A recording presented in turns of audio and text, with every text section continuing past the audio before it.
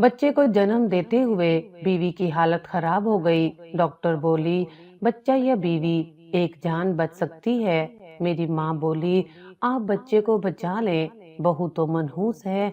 मैंने सास की तरफ देखा तो वो चीख कर बोली, खुदा के लिए मेरी बेटी को बचा लो, औलाद फिर हो जाएगी, मेरी बेटी को मत मारो। मैंने सास को गालियां निकालकर चुप करवा दिया। कुछ देर बाद नर्स ने मुझे एक बच्चा थमाया और कहा, आपकी बीवी फोत हो गई है। मैं और मेरी माँ मुस्कुराते हुए घर आ गए, जबकि मेरी सास बेटी की मैयत लेकर घर चली गई। मैंने बेटे को बड़े लाड से पाला। मुझे बेटे से इतनी मोहब्बत हो गई कि मैंने दूसरी शादी तक ना की। मुझे लगा कि मेरी दूसरी बीवी मेरे बेटे को ठीक से प्यार नहीं दे पाएगी और मेरा बेटा एहसासे कमतरी का शिकार हो जाएगा। वक्त गुजरता गया। मैंने बेटे को महंगे स्कूल में दाखिल करवाया। स्कूल के बाद शहर के सबसे बड़े कॉलेज से उसे आला तालीम दिलवाई। वक्त गुजरता गया और देखते ही देखते बेटा जवान हो गया। उसकी तालीम मुकम्मल हो गई। अब मुझे लगा कि उसकी शादी कर देना चाहिए। मेरी माँ भी बहुत बूढ़ी हो चुकी थी। मैंने माँ से बात की कि अब हम दोनों बूढ़े हो चुके हैं, बहू आएगी तो हम दोनों का बहुत ख्याल रखेगी। एक दिन मैं यूं बैठा हुआ बेटे के साथ बातें कर रहा था कि अचानक मेरी तबीयत खराब हो गई। मैं उठने ही लगा था कि एकदम से जमीन पर गिर गया। मेरी सांस बंद होने लगी थी। बेटे ने मुझे फौरन उठाया और पूछा, बाबा जान, आपको क्या हो रहा है? मैंने उससे बताया, मेरी सांस रुक रही है और जिस्म से जान खत्म हो रही है। मेरा बेटा जल्दी से मुझे डॉक्टर के पास ले गया। डॉक्टर ने कुछ देर मुझे अपने पास रखा और फिर छुट्टी दे दी। लेकिन जब हम घर आए तो मेरा बेटा बहुत परेशान था। मैंने उसे 2-3 बार पूछा कि तुम इतने परेशान क्यों हो? तुम्हारे चेहरे पर ये अफसुर्दगी क्यों है? आखिर क्या हुआ है? क्या डॉक्टर ने मेरे बारे में कुछ कहा है या मुझे कोई खतरनाक बीमारी है? मेरे बेटे ने मुझसे छुपाने के लिए कई झूठ बोले। उसने कहा कि बाबा जान, आपको कुछ नहीं, मैं तो ऐसे ही थकान की वजह से थोड़ा सा अपने आप को अफसुर्दा महसूस कर रहा हूँ, इसलिए आपको मेरी शक्ल पर परेशानी नजर आ रही होगी। हालांकि हकीकत ऐसी नहीं है, आप बिल्कुल ठीक हैं। डॉक्टर ने मुझे अपने बारे में तफसील से बताया। उन्होंने कहा कि ये दर्द मैदे का था और बहुत ही मामूली दर्द है। उन्होंने आपको मैदे की दवाइयाँ दे दी हैं। जब ये दवाइयाँ आप खाएंगे तो आप बिल्कुल ठीक हो जाएंगे। मैंने उससे कहा कि जो डॉक्टर ने रिपोर्ट बनाकर दी है वो मुझे दिखा, लेकिन वो मुझसे छुपाने लगा और कहने लगा कि बाबा जान, वो मैंने रख दी है, अभी मैं बाद में आपको दिखा दूंगा। जैसे वो मुझसे कुछ छुपा रहा हो। उसकी आंखों में मुझे सच साफ नजर आ रहा था, लेकिन सच क्या था वो मुझे नहीं बता रहा था। मैं भी सच से नावाकिफ था। एक दिन जब मेरी तबीयत कुछ बेहतर हुई तो मैं उसी डॉक्टर के पास गया जिसके पास मेरा बेटा मुझे लेकर गया था। आज जब मैं डॉक्टर के पास गया तो उन्होंने मुझे पहचान लिया और कहा कि अब आपकी तबीयत कैसी है? उस दिन आपका बेटा बहुत ही परेशान हो गया था। मैंने जब आपके बारे में उसको बताया तो उसकी आंखें नम हो चुकी थी। आपका बेटा आपसे बहुत प्यार करता है, इसीलिए शायद आपकी बीमारी के बारे में सुन नहीं पाया। आप हिम्मत करें और हौसला करें। जो दवाइयाँ मैंने आपको दी हैं वो खाएं। उसके बाद हम आपका ऑपरेशन करेंगे। अभी आप इस काबिल नहीं कि आपका ऑपरेशन किया जाए। आपके जिस्म में खून की बहुत ज्यादा कमी है। मैं चाहता हूँ कि पहले वो ठीक हो जाए, उसके बाद ही आपका ऑपरेशन करेंगे। मैं बहुत ही हैरान हुआ, साथ में परेशान भी, क्योंकि मुझे ये तो इल्म था कि मेरा बेटा मुझसे झूठ बोल रहा है, हकीकत कुछ और है। लेकिन आज डॉक्टर मुझे जिस तरह से बता रहे थे उससे साफ जाहिर था कि मुझे बहुत ही बड़ी और खतरनाक बीमारी है। मैंने डॉक्टर की तरफ देखा और कहा कि डॉक्टर साहब, मुझे तो मेरे बेटे ने कुछ नहीं बताया, आप ही मुझे बता दें कि सच क्या है। आखिर मुझे ऐसी कौन सी बीमारी है जिसकी वजह से मेरा बेटा इतना परेशान हो गया है और आप भी इस तरह की बातें कर रहे हैं। उस पर जब डॉक्टर ने मुझे मेरी बीमारी के बारे में बताया तो सुनकर मेरे औसान खता हो गए। میرے دل کی دھڑکن بہت ہی تیز ہو گئی۔ یوں محسوس ہو رہا تھا جیسے آج دوبارہ سے سینے میں درد ہو رہا ہے۔ حالانکہ میں یہ سب کچھ محسوس کر رہا تھا، حقیقت میں درد نہیں تھا۔ اپنی بیماری کے بارے میں سن کر یہ ایک معمولی رد عمل تھا جو کہ میرے سامنے آیا۔ جب ڈاکٹر نے مجھے بتایا کہ تمہیں دل کی بیماری ہے تو ان کی بات مجھے سمجھ نہ آئی۔ میں نے ان سے کہہ دیا کہ دل کی بیماری کا مطلب کیا ہے۔ پھر اس نے مجھے بتایا کہ آپ کو بہت ہی ہمت سے کام لینا ہوگا، کیونکہ جو بیماری آپ کو ہے وہ معمولی نہیں ہے۔ کئی لوگ تو اس کو سنتے ہی اپنی حالت کو اور زیادہ خراب کر بیٹھتے ہیں اور اس بارے میں سوچ سوچ کر مزید ہلکان ہو جاتے ہیں۔ میں نہیں چاہتا کہ آپ بھی انہی کی طرح ہو جائیں، اس لیے بہتر ہے کہ آپ اس بیماری کو زیادہ سیریس نہ لیں۔ اللہ نے چاہا تو آپ بہت جلد صحت یاب ہو جائیں گے اور اپنے بیٹے کی خوشیاں دیکھیں گے۔ ڈاکٹر کی باتیں مجھے پریشان کر رہی تھی۔ میں نے ان سے کہا کہ آپ مجھے بتائیں آخر مسئلہ کیا ہے، میں جاننا چاہتا ہوں۔ مجھ میں بہت ہمت اور حوصلہ ہے، آپ میری وجہ سے پریشان نہ ہوں اور بات کو ٹال مٹول نہ کریں۔ جو بھی بات ہے مجھے ساتھ ساتھ بتا دیں۔ اس پر ڈاکٹر نے کہا، کیا آپ واقعی میں جاننا چاہتے ہیں؟ میں نے ان سے کہا، جی بالکل، مجھے بتائیے، میں اپنے بارے میں ضرور جاننا چاہوں گا کہ مجھے ایسی کون سی بیماری ہے جس کی وجہ سے میرا بیٹا بہت ہی مجبور ہو چکا ہے۔ ڈاکٹر نے مجھ سے کہا کہ تمہیں جگر کا کینسر ہے اور یہ کینسر پھر بہت پہلے کا ہے، یعنی ہم اس کو آخری سٹیج تو نہیں کہہ سکتے، لیکن جس سٹیج پر ہے اس سٹیج سے واپسی ناممکن ہے، بہت ہی زیادہ پھیل چکا ہے۔ آپ کا مسئلہ بہت ہی سیریس ہے، ہمیں سمجھ نہیں آ رہا کہ ہم اس کو کیسے حل کریں۔ اگلے جمعے کو غیر ملک سے ڈاکٹر ہمارے ہسپتال میں آ رہے ہیں، آپ ضرور آئیے گا۔ میں آپ کا مشورہ ان سے کروں گا۔ میں چاہتا ہوں کہ آپ کو اس بیماری سے نجات دوں، لیکن اس کے ساتھ آپ کو دعا کی ضرورت ہے تاکہ آپ کا مسئلہ حل ہو جائے۔ جب ڈاکٹر نے مجھے یہ بات بتائی تو میں ایک دم سن ہو گیا۔ یوں محسوس ہو رہا تھا جیسے میری سانسیں رکنے والی ہوں اور دم گھٹ رہا ہو۔ میں نے لمبی سانس لی اور ڈاکٹر سے اجازت مانگی۔ سارا راستہ مجھے پریشانی نے سکون نہ کرنے دیا۔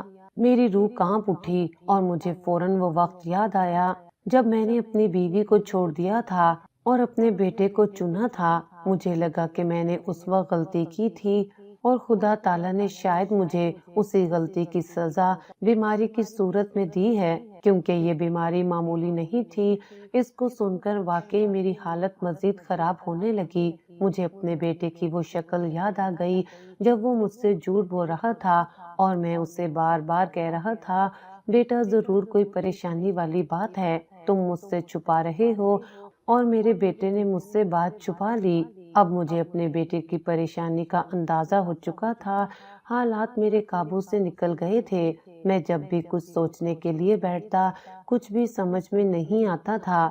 یوں لگ رہا تھا جیسے میری سوچ سمجھ ختم ہو چکی ہے۔ سب سے پہلا کام جو میں کرنا چاہتا تھا وہ یہ تھا کہ میری جو نوکری تھی میں چاہتا تھا وہ اپنے بیٹے کو دلوا دوں۔ میں نے جلد ہی اپنے کاغذات بنوائے اور آفس میں جمع کروائے۔ میری بیماری کی وجہ سے میں اپنی سروس پوری نہ کر سکا تھا اور اسی بنا پر میں نے درخواست کی کہ جو سروس بچی ہوئی ہے وہ میرے بیٹے کو دی جائے۔ میرا بیٹا کیونکہ اب 25 سال کا ہو چکا تھا اور پڑھائی بھی مکمل کر چکا تھا، میں چاہتا تھا کہ میری جگہ اب اس کی نوکری لگ جائے۔ بہت ہی کوششوں کے باوجود میں اس میں کامیاب ہو گیا۔ میری تکلیف دن بدن بڑھنے لگی۔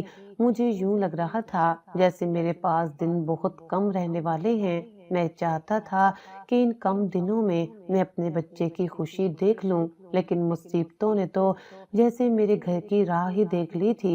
ابھی ہم ایک جگہ پر اپنے بیٹے کا رشتہ پکا کر کے آئے تھے کہ میری ماں کی طبیعت خراب ہونے لگی۔ اصل میں ہوا یوں کہ میں اور میرا بیٹا جب ڈاکٹر کے پاس جا رہے تھے میرے چیک اپ کے لیے، تو میں نے اپنے بیٹے سے کہا کہ بیٹا تم مجھے ڈاکٹر کے پاس کیوں لے کر جا رہے ہو؟ اب تو میں ٹھیک ہوں۔ لیکن اس نے کہا، بابا جان میں چاہتا ہوں کہ آپ کا صحیح طریقے سے علاج کروں اور احتیاط کے طور پر میں آپ کو لے کر جا رہا ہوں۔ میرے بیٹے کو اس چیز کا علم نہ تھا کہ مجھے حقیقت معلوم ہو چکی ہے۔ وہ اب بھی مجھے بے خبر سمجھ رہا تھا اور سوچ رہا تھا کہ بابا کو اس کی بیماری کے بارے میں نہ بتاؤں۔ اس کو کیا معلوم تھا کہ مجھے سب کچھ پتہ چل گیا ہے۔ میں خاموش رہا۔ اس کے بعد میں نے کہا کہ اچھا میری رپورٹس دکھاؤ، میں ان کو دیکھنا چاہتا ہوں۔ میرے بیٹے نے کہا کہ نہیں بابا جان، آپ ان کو کیوں دیکھتے ہیں، بس چھوڑیں، یہ آپ کے مطلب کی نہیں ہے۔ اس بار میں رونے لگا اور اپنے بیٹے کے گلے لگ گیا۔ میرا بیٹا مجھے غور سے دیکھنے لگا اور کہنے لگا کہ بابا جان کیا ہوا، آپ اس طرح کیوں رو رہے ہیں؟ کیا آپ کی طبیعت دوبارہ خراب ہو رہی ہے؟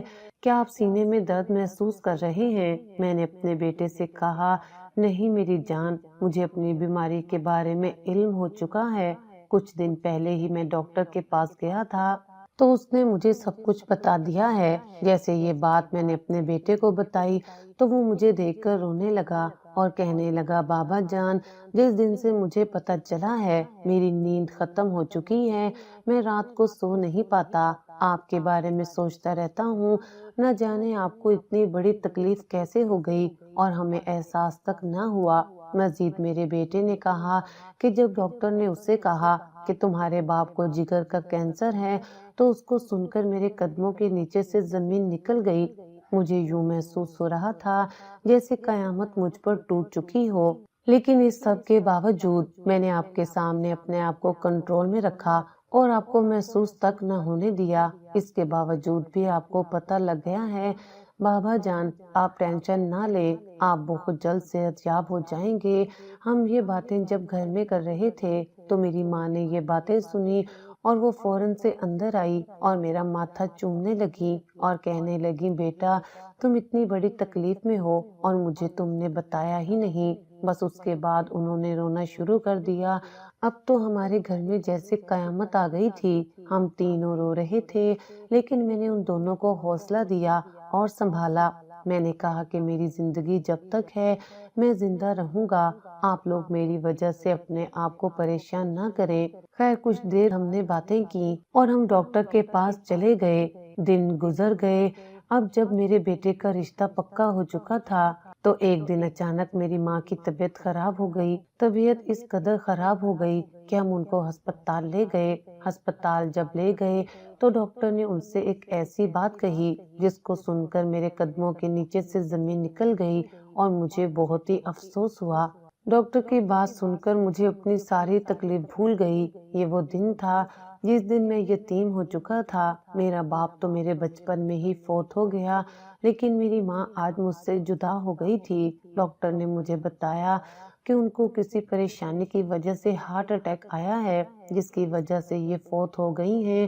میں اور میرا بیٹا بہت پریشان تھے، ہمارے پاس سب کچھ ختم ہو گیا۔ میری ماں جو میرا واحد سہارا اور آسرا تھی آج وہ بھی اس دنیا سے چلی گئی۔ وہ میرے لیے اس دنیا میں بہت بڑی رحمت تھی اور آج وہ رحمت اللہ تعالیٰ نے مجھ سے لے لی۔ مجھے یوں محسوس ہو رہا تھا جیسے میرے سر سے چھت چلی گئی ہو۔ جب بھی میں گھر آتا تھا تو پہلے اپنی ماں کو آداب کرتا تھا اور ان سے دعائیں لیتا تھا، لیکن اب ان کا سایہ بھی میرے سر سے ہٹ چکا تھا۔ ان کی جدائی نے مجھے بہت تکلیف دی۔ خیر انسان کی زندگی میں جو دکھ لکھا ہوتا ہے وہ اس کو ہر صورت برداشت کرنا ہوتا ہے۔ اب میری ماں بھی چلی گئی تھی۔ میں چاہتا تھا کہ اپنے بیٹے کی جلد از جلد شادی کر لوں تاکہ میں اس کو ہنستا بستا اس گھر میں چھوڑ کر جاؤں، کیونکہ مجھے پتہ لگ چکا تھا کہ میری زندگی کے دن بہت ہی کم رہ چکے ہیں اور میں اپنے بیٹے پر بوجھ نہیں بننا چاہتا تھا۔ دن بدن میری طبیعت مزید خراب ہوتی جا رہی تھی۔ مجھے اپنی ماں کی بہت یاد آتی تھی۔ میری ماں نے مجھ سے جو پیار کیا اس کے بدلے میں ان کی خدمت بھی نہ کر سکا تھا۔ میں کم مصروف رہتا تھا۔ مجھے اچھی طرح یاد ہے جب میرے والد فوت ہوئے تھے تو میں 7 سالوں کا تھا۔ میری ماں نے مجھے نہ صرف ماں بن کر پالا بلکہ باپ کا بھی پیار دیا۔ انہوں نے اپنے آپ کو اس حالت میں سنبھالا جبکہ وہ بہت ہی کم عمر تھی، کیونکہ میری ماں کی بہت ہی کم عمر میں شادی ہوئی تھی اور اسی کے ساتھ ہی وہ کم عمر میں بیوہ ہو گئی۔ سب لوگ چاہتے تھے کہ وہ دوسری شادی کر لے اور اپنے بچے کو ایک باپ کی صورت سہارا دے اور اپنے آپ کو بھی ایک سہارا دے، کیونکہ یہ اس کی جوانی کے دن تھے اور ان دنوں میں اس کو سہارے کی بہت زیادہ ضرورت تھی۔ لیکن میری ماں نے دوسری شادی صرف اور صرف میرے لیے نہ کی کیونکہ وہ سوچتی ٹھیک ہے اگر اس نے شادی کر لی تو اس کا بیٹا بہت زیادہ ڈسٹرب ہوگا اور ذہنی مریض بن جائے گا۔ میری ماں آج سے پہلے کبھی گھر سے باہر کام کرنے نہیں گئی تھی، لیکن جب میرا باپ فوت ہوا تو انہوں نے لوگوں کے گھروں میں کام کرنا شروع کیا اور اس سے وہ میرے اخراجات پورے کرتی تھی۔ انہوں نے مجھے آج تک کسی چیز کی کمی نہیں آنے دی تھی۔ وہ میرے حالات سے واقف تھی، اس لیے وہ میرا یہ صدمہ سہ نہ سکی۔ ان کی میں واحد اور اکلوتی اولاد تھی۔ ان کا سارا انحصار مجھ پر تھا۔ جب انہوں نے میری بیماری کے بارے میں سنا تو وہ کچھ زیادہ عرصہ جی نہ سکی اور فوت ہو گئیں۔ مجھے ان سے دلی لگاؤ تھا۔ وہ میری ماں کی صورت میں ایک فرشتہ تھی۔ جب کبھی میں کسی وجہ سے اسکول میں نہ جاتا تو وہ مجھ سے بار بار پوچھتی تھی کہ بیٹا تمہیں کوئی مسئلہ تو نہیں، کسی چیز کی ضرورت تو نہیں، کیا کوئی فیس کا مسئلہ ہے، کچھ ہے تو مجھے بتاؤ۔ لیکن میں انہیں کہتا کہ امی جان ایسی کوئی بات نہیں۔ وہ میری ذرا سی بات کو لے کر بہت زیادہ پریشان ہو جاتی تھی۔ مجھے تھوڑا سا بخار ہو جاتا تو ان کی حالت مجھ سے زیادہ خراب ہو جاتی تھی۔ مجھے وہ تکلیف میں نہیں دیکھ سکتی تھی تو آج کیسے وہ میری تکلیف سن کر سہ سکتی تھی۔ ان کی دن رات کی محنت کا صلہ یہ ملا کہ میری سرکاری نوکری لگ گئی۔ جب میری سرکاری نوکری لگی تو میری ماں بہت زیادہ خوش تھی اور انہوں نے پورے محلے میں مٹھائی بانٹی تھی۔ مجھے ہر وقت دعائیں دیتی اور کہتی کہ بیٹا یہ دعائیں تمہارے ساتھ ہیں، ایک دن تمہیں ضرور رنگ لگے گا۔ اور بے شک ان کی دعاؤں کا مجھے ایسا رنگ لگا کہ میں زندگی میں بہت کامیاب ہو گیا۔ میرے بہن بھائی نہ تھے، اس لیے میری ماں نے میرے ہی کہنے پر میری شادی جلدی کروائی تھی۔ خیر جب میرا رشتہ ہوا تھا تو وہ بہت زیادہ خوش تھی کیونکہ جس لڑکی سے میری شادی ہوئی وہ بہت ہی خوبصورت اور لائق تھی۔ میری ماں کی بہت خدمت کرتی تھی۔ اولاد کی خاطر میں نے جلدی شادی تو کر لی، لیکن 10 سال کی آزمائش ہوئی، اس پر بھی میری ماں نے بہت ہی ٹینشن لی اور اپنے آپ کو ہلکان کر لیا۔ اب وہ میری تکلیف کے بارے میں سن نہ سکی اور کچھ عرصے بعد وہ فوت ہو گئیں۔ خیر جو ہونا تھا ہو چکا۔ میرے بیٹے کا رشتہ پہلے ہی تو پکا ہو چکا تھا۔ آج میں نے سوچا کہ اپنے بیٹے کو ساتھ لے کر اس کے سسرال جاؤں گا اور شادی کی تاریخ مانگ کر آؤں گا تاکہ میں اپنے بیٹے کو اس کا گھر بنا کر دوں۔ اب وہ شادی کے قابل بھی ہو چکا تھا کیونکہ اس کی نوکری لگ چکی تھی۔ آج جب میرا بیٹا کام سے واپس آیا تو میں نے اسے کہا کہ بیٹا آرام کر لو، ہم شام کو تمہارے سسرال جائیں گے اور تمہاری شادی کی تاریخ لے آئیں گے۔ وہ بہت خوش ہوا۔ ہم گئے، انہوں نے ہمیں ہاں کر دی جیسے وہ بھی اسی بات کے انتظار میں بیٹھے ہوئے تھے۔ میں بہت خوش ہوا۔ ٹھیک 1 مہینے بعد شادی تھی۔ یہ مہینہ تیاریوں میں گزر گیا، کچھ علم نہ ہوا۔ دیکھتے ہی دیکھتے شادی کے دن آ گئے۔ میں بہت ہی خوش تھا، مجھے اپنی بیماری بھول چکی تھی۔ میرے بیٹے کی خوشی مجھے ایسی طاقت اور ہمت دے رہی تھی جیسے میں جمع ہوں اور مجھے کوئی بیماری ہی نہ ہو۔ یہ سب میری بے انتہا محبت تھی جو اپنے بیٹے سے میں کرتا تھا۔ اسی کی وجہ سے میں اپنی بیماری کی تکلیف بھی بھول چکا تھا، حالانکہ اب بیماری کی شدت پہلے سے بھی زیادہ ہو چکی تھی۔ خیر شادی ہو گئی۔ میری بہو بہت ہی نیک اور اچھی تھی۔ وہ مجھے ابو کر کے بلاتی تھی، میری بہت ہی عزت کرتی تھی۔ میرا بیٹا جو مجھ سے بے انتہا پیار کرتا تھا، اس نے اپنی بیوی سے کہا کہ مجھ سے زیادہ میرے باپ کی عزت کرو اور ان کی عزت میں کسی چیز کی کمی نہیں آنی چاہیے۔ میں نے اپنی بیوی سے کہا کہ مجھ سے زیادہ میرے باپ کی عزت کرو اور ان کی عزت میں کسی چیز کی کمی نہیں آنی چاہیے۔ اگر میرا بیٹا اس لڑکی سے نہ بھی کہتا تو وہ لڑکی پھر بھی میری عزت کرتی اور میرا خیال رکھتی۔ اب ان کی شادی کو کافی عرصہ ہو چکا تھا۔ ایک دن میری حالت شدید خراب ہو گئی۔ بیماری میرے پورے جسم میں پھیل چکی تھی اور وہ اپنا حملہ اچھی طرح کر چکی تھی۔ مجھے اب یوں محسوس ہو رہا تھا جیسے میرے دن ختم ہو چکے ہیں، زندگی اب مجھ پر سخت ہونے والی ہے۔ میں چاہتا تھا کہ اللہ تعالیٰ مجھے کسی کا محتاج نہ کرے، بس آسانی سے موت آ جائے، لیکن یہ سب میرے نصیب میں کہاں تھا۔ وہ کچھ یوں میری حالت اتنی خراب ہوئی کہ میں چارپائی پر آ گیا۔ پہلے کچھ دن تو میری بہو نے میری بہت زیادہ عزت کی، لیکن کچھ دنوں بعد ہی وہ مجھ سے تنگ آ گئی۔ میرا بیٹا بھی مجھ سے تنگ آ گیا اور کہا کہ کب سے بیمار پڑے ہو، میں تو مصیبت میں آ چکا ہوں۔ اس کا اتنا اچھا رویہ بس کچھ ہی عرصے میں ایسا تبدیل ہوا کہ میں اکیلے بیٹھ کر روتا تھا۔ مجھے بیماری کی تکلیف نہیں ہوتی جتنی میرے بیٹے کے تبدیل رویے کی مجھے تکلیف ہوتی۔ میرا دل چھلنی ہوتا تھا۔ ایک دن تو اس نے حد کر دی، اس نے میرے ساتھ وہ سب کیا جس کی مجھے اس سے توقع نہ تھی۔ اس دن مجھے اللہ تعالیٰ کی لاٹھی بے آواز لگی اور مجھے اس مثال کی سمجھ ہے کہ واقعی خدا کی لاٹھی بے آواز ہے۔ یہ کہاوت مجھے اچھی طرح سمجھ آ چکی تھی۔ میں نے جو کچھ عرصہ پہلے اپنی بیوی کے ساتھ کیا تھا اس کا مجھے خوب اندازہ ہو چکا تھا۔ مجھے اپنی غلطی کا خوب احساس ہو چکا تھا اور مجھے بہت ہی تکلیف ہوتی جب میں اس بارے میں سوچتا تھا کہ میں نے اپنی بیوی کے ساتھ اتنا بڑا ظلم کیا۔ حالانکہ میں ڈاکٹر سے یہ بھی کہہ سکتا تھا کہ ان دونوں کو بچائے، میرے لیے یہ دونوں بہت ہی ضروری ہیں، اور میرے ظلم کی حد تو یہ ہو گئی کہ میں نے اس کا پتہ تک نہیں کیا۔ پتہ نہیں وہ مر گئی یا زندہ ہو، مر ہی گئی ہوگی کیونکہ ڈاکٹر نے تو ایک کو بچانا تھا۔ آج مجھے وہ اس لیے یاد آئی جب میرے ہی بیٹے نے مجھ پر ظلم و ستم کا پہاڑ توڑ دیا، جب اس نے مجھے میری تکلیف بیماری کے ساتھ مجھے گھر سے باہر نکال دیا۔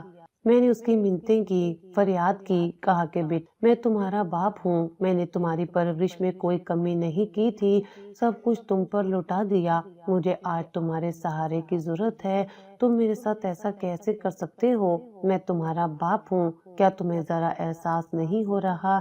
ابھی میں یہی باتیں کر رہا تھا کہ میرے بیٹے نے مجھے دھکا دیا اور دروازے سے باہر نکال دیا۔ میں نے آسمان کی طرف دیکھا اور خوب رویا کیونکہ میں اپنی زندگی میں بہت گناہ کر چکا تھا۔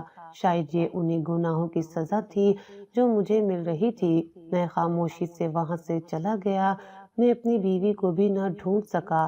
سوچتا تھا اس کے بارے میں، اس کو ڈھونڈوں، شاید وہ زندہ ہو، پتہ کروں، لیکن شرمندگی کے باعث میں اپنی ساس کے گھر دوبارہ نہ جا سکا اور نہ ہی اس کا پتہ کیا، کیونکہ مجھے صرف ایک بات روک لیتی تھی اور وہ یہ تھی کہ وہ سب سوچیں گے کہ اب اس کو اس کے بیٹے نے گھر سے نکال دیا ہے، وہ پناہ گاہ ڈھونڈنے کے لیے یہاں پر آ گیا ہے۔ بس اس لیے میں کہیں نہیں جاتا تھا۔ میں بیمار ہوں، مددگار خدا کی راہ پر چل پڑا، کسی منزل کی تلاش میں، ایک ایسی منزل جس کا کوئی پتہ نہیں تھا۔ چلتے چلتے میں کہیں کا کہیں چلا گیا۔ تکلیف اس قدر تھی کہ میں چل نہیں سکتا تھا، لیکن اب میں اپنے گھر اور اپنے بیٹے کی زندگی سے بہت دور آ چکا تھا۔ ایک نئی دنیا تھی جہاں پر میں نے قدم رکھ دیا تھا اور میری زندگی نئے سرے سے شروع ہو چکی تھی۔ ان تکلیفوں کے ساتھ نہ جانے میری اور کتنی زندگی باقی تھی۔ میں ہر وقت یہی سوچتا رہتا تھا۔ خیر جب بھوک نے مجھے ستایا اور میری تکلیف کی شدت بڑھنے لگی تو سامنے ایک گھر تھا۔ میں نے سوچا اس گھر کا دروازہ بجاؤں اور کچھ کھانے کا، یہ لوگ ضرور مجھ پر رحم کریں گے، میری حالت دیکھ کر ان کو ضرور ترس آئے گا۔ میں نے دروازہ کھڑکایا، کافی دیر کھڑا رہا لیکن اس دروازے سے کوئی جواب نہ آیا، نہ ہی اس گھر سے کوئی بندہ مجھ تک پہنچا۔ میں خاموشی سے وہاں سے چلا گیا۔ چلتے چلتے ایک بہت ہی خوبصورت دروازہ اور بہت عالیشان کوٹھی مجھے نظر آئی۔ میں نے سوچا یہ لوگ بہت امیر ہیں، میری ضرور مدد کریں گے۔ میں نے جلدی سے اس دروازے کو بجایا۔ وہاں سے بہت ہی خوبصورت لڑکی باہر آئی۔ اس کو دیکھ کر مجھے کچھ اپنائیت محسوس ہوئی۔ مجھے یوں لگا کہ جیسے یہ میری اپنی ہو یا میں اسے جانتا ہوں۔ مجھے ایک عجیب سا احساس ہوتا جب میں اس لڑکی کو دیکھتا، لیکن میں تو اس محلے میں اس جگہ پر پہلی بار آیا تھا اور اس لڑکی کو بھی پہلی بار دیکھ رہا تھا، تو یہ جو میں محسوس کر رہا تھا فضول ہی کر رہا تھا۔ میں نے اپنے آپ کو سمجھایا اور کہا کہ یہ سب ممکن نہیں، نہ جانے یہ کون ہے۔ مجھے اسی لیے اس سے اپنائیت کا احساس ہو رہا ہے کیونکہ یہ میری مدد کرنے کے لیے آئی ہے۔ میں نے اس سے کہا کہ بیٹا میری مدد کرو، میں بہت ہی تکلیف میں ہوں اور مجھے کچھ کھانے کو دو۔ اس کے بعد اس لڑکی نے مجھے غور سے دیکھا، مجھ سے کہا کہ آپ اندر آ جائیں۔ میں بہت حیران ہوا کہ یہ مجھے اندر کیوں بلا رہی ہے، حالانکہ یہ مجھے جانتی بھی نہیں ہے۔ خیر یہ اس کی ہمدردی تھی جو وہ میرے ساتھ کر رہی تھی۔ خیر میں اندر گیا کیونکہ مجھے ضرورت تھی، لیکن جو ہی میں اندر گیا تو سامنے صحن میں ایک عورت بیٹھی تھی۔ اس عورت کو دیکھ کر میرے ہوش و حواس کھو گئے۔ مجھے تو کچھ سمجھ نہیں آ رہا تھا، مجھے اپنی آنکھوں پر یقین ہی نہیں آ رہا تھا، کیونکہ جس عورت کو میں دیکھ رہا تھا اس کو میں بالکل پہچان چکا تھا۔ اس کو دیکھ کر میری آنکھیں کھلی کی کھلی رہ گئیں، کیونکہ وہ عورت کوئی اور نہیں، میری وہی بیوی تھی جو کچھ عرصہ پہلے ہی ہسپتال میں مر گئی تھی۔ اس کو دیکھ کر مجھے فوراً یہ خیال آیا کہ یہ کیسے زندہ ہو گئی اور اب عالیشان گھر میں کیسے آئی۔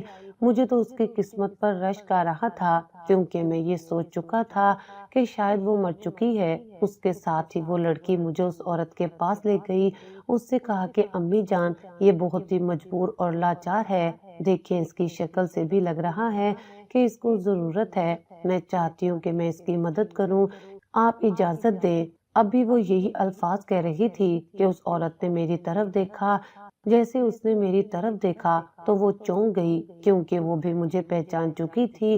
مجھے دیکھ کر اس کی آنکھیں کھلی کی کھلی رہ گئیں، اس کی آنکھیں اب نم ہو چکی تھی، بالکل خاموش، اور وہ سکتے میں آ چکی تھی۔ اتنے میں اس کی بیٹی نے دوبارہ اسے کہا کہ امی جان میں آپ سے کچھ پوچھ رہی ہوں، آپ کو کیا ہو گیا ہے؟ لیکن وہ مجھے مسلسل دیکھے جا رہی تھی۔ اس کی بیٹی نے اس سے کہا کہ امی جان کیا آپ اس شخص کو جانتی ہیں؟ آپ ان کو دیکھ کر کیوں اتنی سکتے میں آ گئی ہیں؟ اسی پر ہی جو الفاظ اس عورت نے یعنی میری بیوی نے اپنی بیٹی سے کہا، اس کو سن کر مجھے اس قدر شرمندگی ہوئی کہ میرا دل کر رہا تھا کہ ابھی زمین پھٹے اور میں اس میں دفن ہو جاؤں۔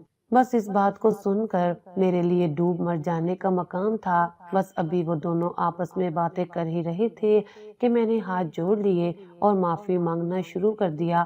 میں تو پہلے ہی اس کی تلاش میں تھا، میں چاہتا تھا کہ وہ مجھے کہیں مل جائے اور میں اس سے معافی مانگوں، لیکن یہ سب کچھ ممکن تھا میرے خیالات میں تو وہ مر چکی تھی، لیکن میں نے جیسے ہی اسے زندہ پایا تو معافی مانگنے لگا۔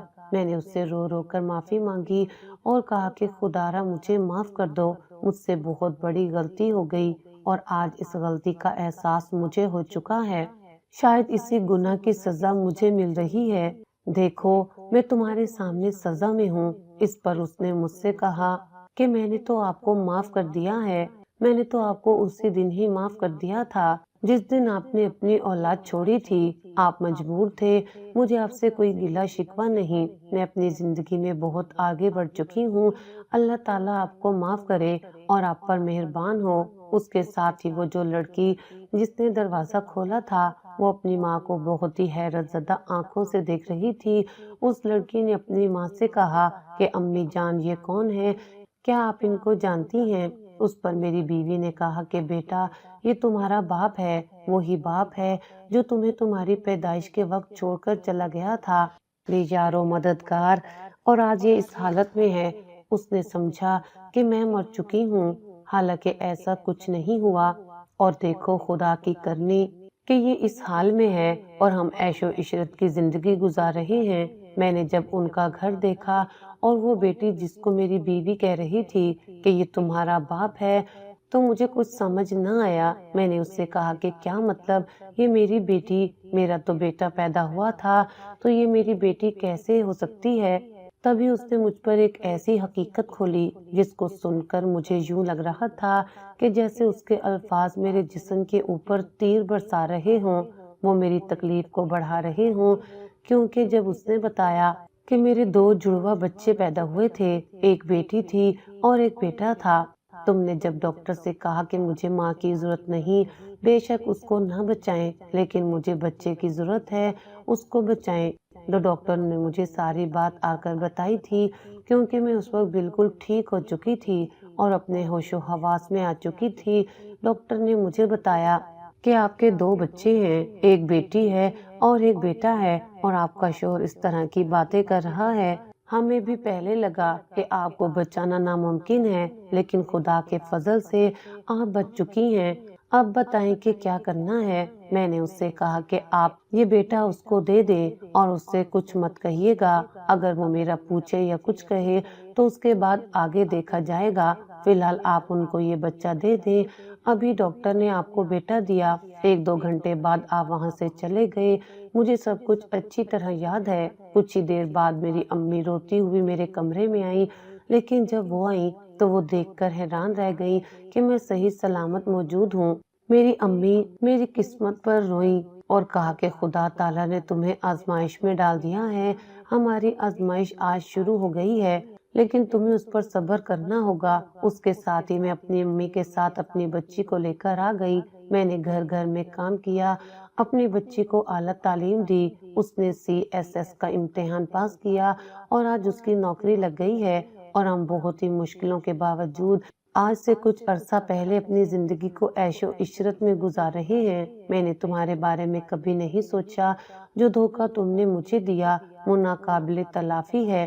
میں جب بھی تمہارے ان الفاظ کے بارے میں سوچتی ہوں تو مجھے بے حد تکلیف ہوتی ہے اور میری روح کانپ اٹھتی ہے کہ جس شخص کی مجھے سب سے زیادہ ضرورت تھی، اسی نے مجھے بے یار و مددگار چھوڑ دیا اور میرا پتہ تک نہ کیا۔ حالانکہ تمہیں میرا پتہ کرنا چاہیے تھا، اگر میں مر بھی جاتی تو مجھے عزت سے 2 گز زمین میں دفنا دیتے، لیکن تم نے ایسا کچھ نہیں کیا۔ خیر تم کیوں کرتے، تمہاری تو خواہش پوری ہو چکی تھی نا، اس لیے میں تمہارے لیے کوئی معنی نہیں رکھتی تھی، سو تم نے مجھے چھوڑ دیا۔ اب دیکھو، جن لوگوں کو تم نے بے یار و مددگار چھوڑا تھا، وہی لوگ تمہارے سامنے اس قدر کامیاب ہو چکے ہیں کہ تمہیں اپنی آنکھوں پر یقین نہیں ہو رہا۔ یہ تمہاری بیٹی ہے۔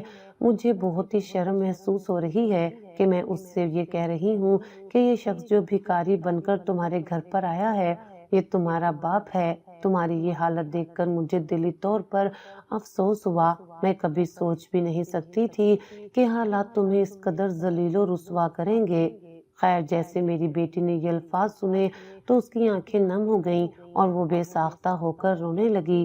اتنے میں نے ابھی اسے غور سے دیکھا ہی نہیں تھا کہ وہ بھاگ کر آئی اور میرے گلے لگ گئی۔ میں بہت ہی خستہ حال میں تھا، میرے کپڑے بہت ہی میلے تھے، لیکن اس نے کسی چیز کا خیال نہ کیا اور آ کر میرے گلے لگ گئی۔ جب میں نے اسے گلے لگایا تو مجھے بہت ہی راحت اور سکون ملا اور اپنے کیے پر مجھے بہت ہی شرمندگی ہوئی۔ میں نے ان سے معافی مانگی۔ اس پر میری بیٹی نے مجھ سے پوچھا کہ بابا جان آپ کی یہ حالت کس نے کی ہے؟ تب میں نے اس کو سارا واقعہ سنایا تو انہوں نے بہت افسوس کیا اور کہا کہ خدا تعالیٰ اس کو ہدایت دے، اس کو ایسا نہیں کرنا چاہیے تھا۔ جب میں نے یہ ساری حقیقت بتائی تو میری بیٹی نے مجھ سے کہا کہ بابا جان اب آپ کو یوں در بدر پھرنے کی کوئی ضرورت نہیں، آج سے آپ ہمارے گھر رہیں گے، ہمارے ساتھ۔ وہ دونوں مجھے سچے دل سے معاف کر چکی تھی۔ میری بیٹی کو تو جیسے میرا ہی انتظار ہو، اس کو دیکھ کر لگ رہا تھا جیسے وہ مجھے بے حد پیار کرتی ہو، لیکن میں پوری زندگی میں اس سے آج پہلی بار ملا تھا، مجھے تو اس کا علم ہی نہیں تھا۔ خیر میں ان لوگوں کے ساتھ رہ گیا، میری بیٹی نے میرا علاج کروایا اور میرا آپریشن ہو گیا، آپریشن کامیاب ہو گیا۔ اب میں ان کے ساتھ بہت ہی خوشی سے اپنی زندگی گزارنے لگا اور اپنی زندگی میں بہت آگے بڑھ گیا۔ اس کے بعد میں دوبارہ کبھی بھی اپنے بیٹے کے دروازے پر نہیں گیا اور نہ ہی اسے بتایا کہ میں زندہ ہوں یا نہیں، کیونکہ اب میں اپنی زندگی میں بہت خوش تھا۔